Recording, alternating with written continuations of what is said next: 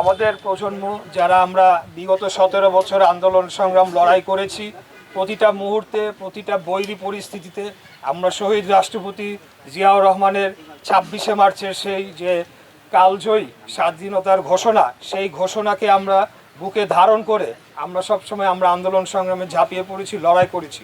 একটা কথা আমি সবসময় বলি যে শহীদ রাষ্ট্রপতি জিয়াউর রহমান 1971 সালে ওনার বয়স ছিল 36 বছর বয়স এবং উনি একজন মেজর র্যাঙ্কের কর্মকর্তা, ইয়াং অফিসার ছিলেন।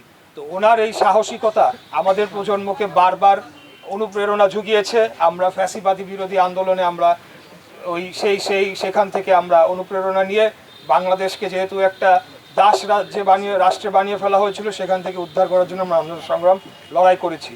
আর একটি কথা বলতে চাই, সেটি হলো যে 5ই আগস্টের পর এই স্থাপনায় ব্যাপক ধ্বংসযজ্ঞ চালানো হয়, ভাঙচুর চালানো হয়।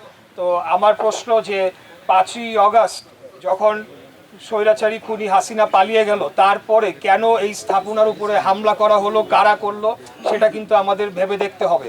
আপনারা লক্ষ্য করে দেখবেন যে নির্বাচনের আগে জামাতে ইসলামীর যে প্রধান শফিকুর রহমান, তিনি চট্টগ্রামে এসে আরেকজন আমাদের বীর মুক্তিযোদ্ধা তাকে স্বাধীনতার ঘোষক বললেন। তো এই ধরনের ন্যাক্কারজনক ঘটনা আমরা কোনোভাবেই মেনে নেব না, বরদাস্ত করব না। আমরা জন্ম থেকেই জানি যে শহীদ রাষ্ট্রপতি জিয়াউর রহমান স্বাধীনতার ঘোষণা দিয়েছিলেন।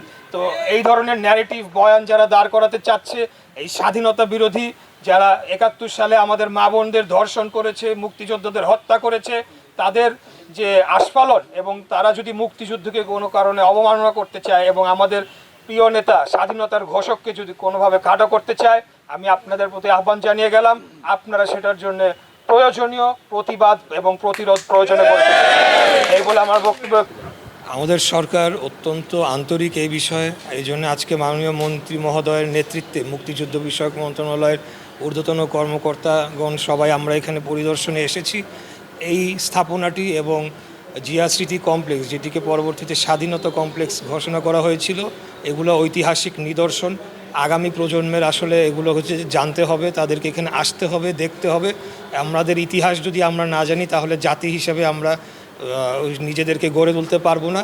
সেই কারণে আমরা এসেছি। আমরা দ্রুততম সময়ের মধ্যে এখানে যে ধরনের ভূমিকম্পের কারণে কিছু ড্যামেজ হয়েছে, সেগুলোকে মেরামত করে জনসাধারণের জন্য উন্মুক্ত করে দেওয়ার পদক্ষেপ নেব ইনশাআল্লাহ।